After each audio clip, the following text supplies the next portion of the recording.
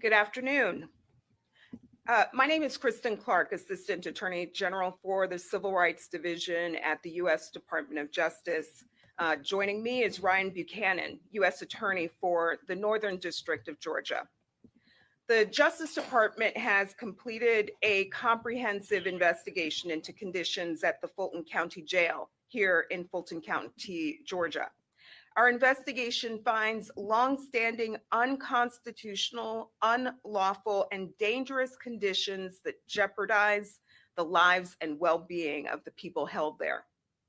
We cannot turn a blind eye to the inhumane, violent, and hazardous conditions that people are subjected to inside the Fulton County Jail. Detention in the Fulton County Jail has amounted to a death sentence for dozens of people who have been murdered or who died as a result of the atrocious conditions inside the facility. It's not just adults, but also young people who are subjected to conditions and treatment that violate the Constitution and defy federal law. Many people held in jails in our country have not been convicted. They are awaiting hearings, trial dates, or are serving short sentences for misdemeanors. We find that the Fulton County Jail does not adequately protect incarcerated people from violence, such as stabbing, sexual abuse, or even murder. Physical deficiencies in the environment, such as unlocked doors and large holes in the walls, permit and even facilitate the brutality. Incarcerated people use makeshift weapons built out of jail fixtures to attack others, including vulnerable people with mental health needs and 17-year-old young people. In 2023 alone, we identified 314 stabbings and more than 1,000 assaults. This rate of violence exceeds what we've seen in other cities across the country. The Fulton County Jail had as many stabbings in a single month as the Miami-Dade County Jail had all year. And that's a facility with 1.5 times more people. Since 2022, 6 people in the jail have lost their lives to violence. I'll walk through additional core findings set forth in the report that we're issuing today. Living conditions at the jail are hazardous and unsanitary. Housing units are flooded from broken toilets. Roaches, rodents, and pests abound. Standing water, exposed wiring, and vermin make living areas unsafe. The jail does not provide enough food, leaving people severely malnourished. The jail fails to provide constitutionally adequate medical and mental health care to people at the jail, exposing people to preventable bad outcomes, including injury, seriousness, illness, pain and suffering, mental health decline, and even death. The lack of security staff and failure to prioritize health services impede access to care. Medical emergencies do not receive appropriate medical responses. People at risk of suicide do not receive sufficient protection, and people with serious mental health needs do not receive adequate treatment.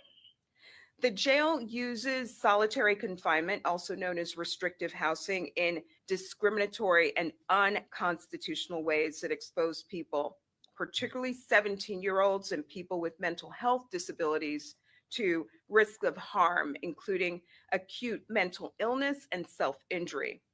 The jail uses lengthy confinement in restrictive housing as punishment without written explanation, which violates due process. As Georgia is one of only 4 states where the juvenile justice system's jurisdiction ends at 16, there are 17-year-old boys and girls also held at the jail. And these 17-year-old boys and girls are exposed to particular harm. The jail does not provide special educational services to 17-year-olds who are entitled to them under a federal law known as the Individuals with Disabilities Education Act. It fails to protect these children from violence, including sexual abuse, and it uses isolation to punish them, which both violates their rights and contradicts clear research that such isolation uniquely harms our young people. The jail staff also uses excessive force. This includes deploying tasers without reasonable cause. For example, detention officers tased a man after he said he felt like hurting himself and needed to see a mental health specialist. Such violations stem from understaffing, poor policies, and lack of training and supervisory failures. The summary that I have just shared is harrowing enough, but individual experiences are gut-wrenching. For example, LaShawn Thompson, a Black man with serious mental illness, entered the jail on low-level charges and was confined to the mental health housing unit. 3 months later, staff found him dead in his cell, infested with lice, and as a medical examiner concluded, neglected to death.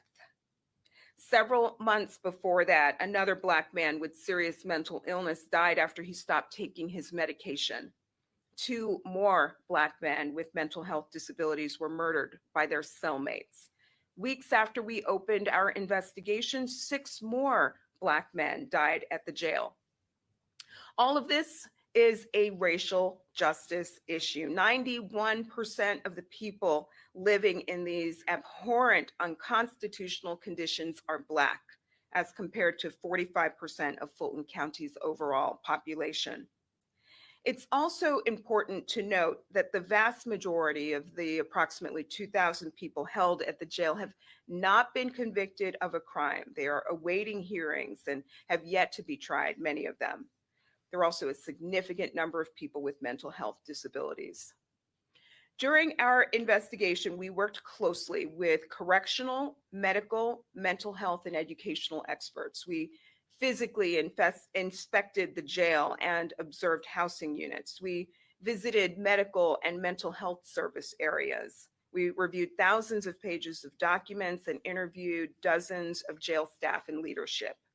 And we listened to the people held inside the jail and their advocates and their family members. We thank officials for their cooperation, and we thank all of those who provided valuable information and whose advocacy predates this investigation.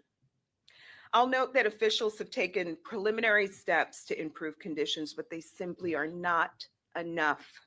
We hope our findings report sounds an alarm that will prompt the Fulton County Board of Commissioners and the Sheriff's Office to swiftly implement the comprehensive reforms necessary to ensure constitutional conditions going forward.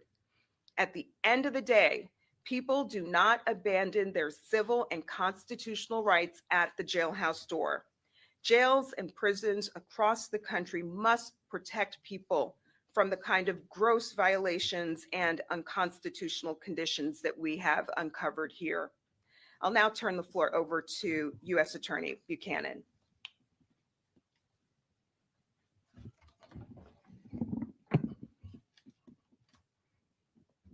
Good afternoon. I'm Ryan Buchanan, and I'm the United States Attorney here in the Northern District of Georgia. 1974, Supreme Court Justice Thurgood Marshall wrote, "When the prison gates slam behind an inmate, he does not lose his human quality, his mind does not become closed to ideas, his yearning for self-respect does not end, nor is his quest for self-realization concluded." 50 years later, our comprehensive investigation into the conditions of confinement at the Fulton County Jail has, at its basic level, revealed that the men and women and young people who find themselves housed at the jail are often left to wonder whether their humanity remained intact once they crossed the threshold of the jail facilities. Whether at the main jail, which is known to many in our community as Rice Street, or at its annex facilities, people in custody in Fulton County who are accused of crimes or awaiting formal charges or trials must protect themselves from brutal physical attacks by other detainees, subjected to frequent excessive force, manage their well-being with inadequate food and unsanitary living conditions, and hope that they can find access to a strained medical and mental health care program. The most obvious casualties of the civil rights violations occurring in the jail are those who leave the jail in body bags. But our investigation has revealed hundreds more injured, traumatized, and dehumanized people, all of whom are just as deserving of the protections of the Constitution as all of us in this room. Since we announced our investigation in July of 2023, the United States Attorney's Office for the Northern District of Georgia and the Civil Rights Division of the Department of Justice have worked diligently to meet our shared mission: to advance the public safety, to uphold the rule of law, and to protect civil rights. There is no greater example of this mission at work than protecting and vindicating the rights of those who are under the custody and control of jail authorities, who themselves are duty-bound to protect the public and those in their custody. We began our investigation after LaShawn Thompson was found in his cell, neglected to death, covered in lice. But in the time since his death, several more young men detained in the jail have died, and many died violent deaths. Our investigation revealed unacceptably high incidents of assaults and stabbings. In some cases, most disturbingly, jail staff witnessed and allowed the attacks without intervention. 2023 alone, there were over 1,000 assaults and more than 300 stabbings in the Fulton County Jail. It outpaces the rate of similar assaults in other major city jails, almost 2 to 1. Those numbers only reflect the reported attacks. Many detainees told our team that they explained that they feared for their safety. They were reported that they had been stabbed or assaulted. One such detainee was left untreated for multiple stab wounds for a week until our team alerted the jail of his injuries.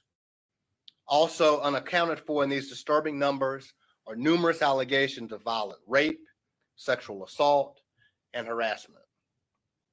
The crisis of Fulton County Jail has resulted in part because of the lack of effective classification and housing planning, which allows for extremely violent individuals and gang members to be housed with vulnerable and low-risk individuals.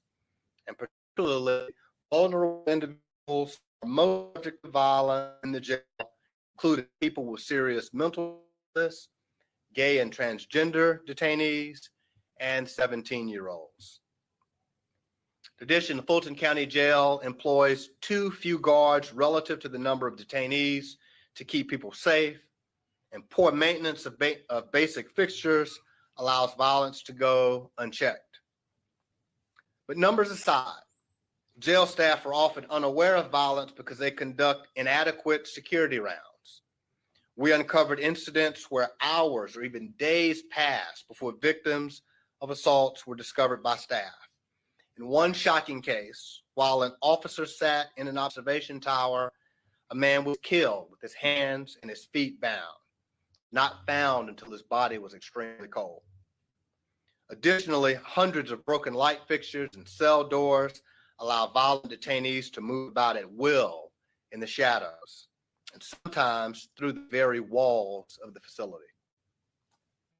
Equally alarming, men and women in the Fulton County Jail also experience violence from the staff. Our investigation showed that the crisis of violence, the lack of security at the Fulton County Jail is paired with staff that resort to the use of force too quickly and too often. We found that staff were regularly deploying tasers and pepper spray without any warning, and for minor rule infractions like failing to hang up a phone quickly enough, yelling, or not putting items away as instructed. The rampant use of tasers is particularly disturbing. The risk of cavalier deployment of tasers is not just the temporary pain of electrocution. Detainees have been hospitalized for serious injuries caused by probes that are embedded in sensitive parts of the body, like the neck and even bone. Excessive use of force in the jail is not confined to a few bad actors. Officers lack policy and training guidance on whether and when force is appropriate. And when officers cross the line, the jail rarely holds them to account. In some cases, the policy is glaringly inconsistent with established use of force techniques. Written policies explicitly state that staff may deploy their tasers against suicidal or emotionally disturbed persons without any assessment of danger to themselves or to others. Staff are permitted to use force when a person interrupts their work, and the use of force reports and supervisor reviews bear this out. Supervisors rarely assess a need for use of force if they do it at all. Perhaps most concerning, our investigation showed that even when the jail determines that an officer used excessive force, discipline is virtually non-existent. Those officers go back to their jobs to repeat the same conduct. Aside from the glaring risk of violence, detainees face the insidious threat of unsafe living conditions, constant exposure to rodents and pests, and an unsettling disregard for food safety. Detainees in the Fulton County Jail lack basic necessities like working toilets and sinks, and are exposed to flooding, standing water, mold, and what can only be described as filth. Pests carrying bacteria and disease not only run rampant in food preparation areas, but have infested the bodies of the people in the jail, people like LaShawn Thompson. Earlier this year, our team was evacuated from a housing unit in the jail because of a lice outbreak. Given the high incidence of violence in the jail, the need for adequate medical and mental health care is critical. But Fulton County Jail has failed to provide constitutionally adequate care to the men, women, and young people in the custody of Fulton County Jail in virtually all respects. For a time, because of the unsafe conditions in the jail, Fulton County's healthcare provider, NAFCare, nearly terminated its contract to provide medical and mental health services for fear that their staff would become victims of the dangerous environment without proper security escorts. The lack of security left an entire floor of the jail without adequate access to care because it was simply too dangerous for the healthcare workers to go inside. Medication and treatment are often impeded by flooding in a unit, power outages, and the unavailability of officer escorts. This lack of care in the Fulton County Jail has led to at least 17 non-homicide, non-suicide deaths in 2022 and 2023, a rate that is more than twice the national average since 2019. A detainee who reported chest pain later died of a heart attack. Jail failed to assess a man for rapid weight loss before he died, much like LaShawn Thompson, who died after losing over 30 pounds in 3 months. These figures likely underreport the true death toll of people who were transported out of the jail to Grady Hospital and died outside of the jail walls. Someone dies in the jail, there's little or no effort by the jail to determine the root cause of their death. 75% of the people who have died in Fulton County Jail since 2021 had a current mental health diagnosis or a history of mental illness. Perhaps unsurprisingly, the mental health treatment options and suicide prevention practices are grossly inadequate in Fulton County Jail. Our team observed firsthand how custody staff deprioritize mental health issues and fail to respond appropriately to concerns. Requests for mental health treatment are delayed or ignored, and mental health staff are simply unable to provide the minimum standard of care for those who need it. Daily medication is often unavailable, and suicidal detainees are often isolated and locked in restrictive housing in lieu of treatment. And when people are released from the Fulton County Jail, they are frequently left without the medication needed to sustain their health, without notice to their families, and sometimes actively experiencing a mental health episode. This is not a recipe for ensuring the safety of these individuals upon release or the safety of our community. and it is constitutionally unacceptable. Finally, I'd like to speak about a population in the Fulton County Jail that many may not know exists, a population of 17-year-old boys and girls. All of the constitutional violations that I've discussed today apply with equal force to the young people housed at Rice Street and the annex facilities. The average stay of a 17-year-old in the Fulton County Jail is 392 days. In that time, they are particularly and uniquely at risk for violence, lack of access to mental health care, risk of suicide while in isolation in restrictive housing. During the team's tour of the South Annex, they learned the boys there were held in their cells for 22 hours or more frequently. The girls housed at Rice Street fare no better. And to the extent that these young people require a kind of specialized educational programs that are called for by federal law, they are not getting them. In fact, no educational services of any kind are provided to the 17-year-old detainees in Fulton County.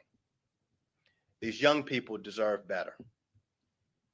You see that our report lays out the bare minimum measures the Fulton County Jail must take to comply with its obligations under the Constitution and federal law. We are appreciative of the cooperation of the Fulton County Sheriff thus far, and we look forward to working with them going forward to remedy these civil rights violations in the weeks and months to come. The Northern District of Georgia prioritizes the protection and enforcement of civil rights for our district's most vulnerable residents. We are grateful for the impactful partnership for our colleagues from the Department of Justice's Civil Rights Division. We would not be here without their cooperation. 2022, when I became U.S. Attorney, we formalized our tradition of civil rights work in this office. It's a tradition that dates back to the very first United States Attorney for the Northern District of Georgia. We did so by formally establishing a public integrity and civil rights section. This talented, dedicated team of assistant U.S. attorneys, investigators, paralegals, legal assistants, and even interns are to be commended for this work. This team is comprised of people who are citizens of this district, people who live in Fulton County and work every day in Fulton County. They have spent countless hours in the Fulton County Jail speaking with the men, women, and young people housed at the Fulton County Jail. I'm proud to be their colleague. I'm grateful for their relentless effort in upholding the rule of law, advancing the public safety, and protecting civil rights. That's our mission. We relish the opportunity to fight for the rule of law, for the safety of our citizens, and for the civil rights of every human being who lives in the Northern District of Georgia. We do so because our Constitution and our mission mandate equal justice under the law for everyone. Thank you. At this time, we'll open the press conference to question and answer. Do you, just listening to everything that you guys laid out, what is your recommendation? It sounds like Fulton County Jail needs to be shut down. Do you recommend Fulton County Jail be shut down immediately? Our report actually sets forth the remedial measures that we think that the jail can put in place to cure the violations that we have identified. They are set forth in the back section of our report. They include improving staffing and security, using a housing and classification system, reducing contraband through increased oversight, improving the physical conditions of the jail, ensuring that medical and mental health care is constitutionally adequate, and ensuring appropriate use of restrictive housing to avoid serious risks associated with isolation. So in short, we can fix these problems, and we are pleased that Fulton County has pledged to cooperate with us in doing so in the road ahead. We've heard a lot of back and forth between the Fulton County Sheriff and the commissioners about who's ultimately responsible for these problems. Were you guys identifying kind of a point these charges? Is it a funding issue? Is it a sheriff issue? Well, we're looking forward to working with Fulton County and the Fulton County Sheriff's Department to negotiate a resolution. And we recognize that this is an important issue for the community, and they will certainly play an important part in the process. Is there one that's kind of more responsible, or I guess ultimately responsible for the well-being of these inmates? I think all officials have a role here, and look forward to working with both the county and the Sheriff's Department in the road ahead. Can you point to any, what is your specific time frame, and then how will your proceed based on the efforts of the county to address this issue? We are hoping to turn the Listed a number of civil rights violations. Is anybody being held accountable for the actions that have happened thus far, be it charges, legal action? Listed a number of civil rights violations. Is anybody being held accountable for the actions that have happened thus far, be it charges, legal action? Who's being held accountable? Is anybody being held accountable for what's happened? It's an important question. We have heard the calls for accountability. This is a civil investigation carried out pursuant to a federal law known as the Civil Rights of Institutionalized Persons Act. What we're seeking to do here is put in place the systemic reforms needed to ensure the safety of those housed at the Fulton County Jail going forward. I know things are laid out in the report, black and white, but did you know it was going to be this bad, this inhumane, unconstitutional when you went in? And does any of this shock you? Of course, it's shocking. People have died. We started in July of 2023 after the tragic death of LaShawn Thompson. Obviously, when you start something where someone has died, you're already at, in many respects, rock bottom. And so we continued to investigate. Unfortunately, we found that LaShawn Thompson was not the only person who died as a result of these conditions.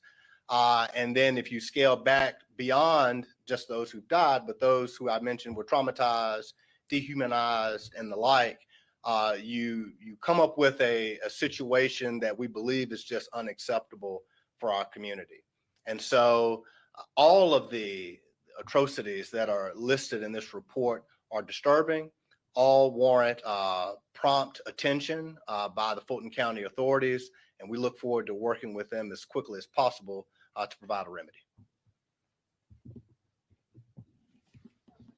Have you been in contact with LaShawn Thompson's family? They've been very vocal about his death, held protests, all kinds of things. Have you guys personally reached out, or the team reached out to the Thompson family? We've been in touch with a number of families, a number of advocates, and people housed at the jail, all who shared their testimony, and those stories and lived experiences of people housed at the Fulton County Jail very much informed the findings that we issued today. Next question. Is there any kind of action you guys can take to ensure that these recommendations become reality in an efficient manner?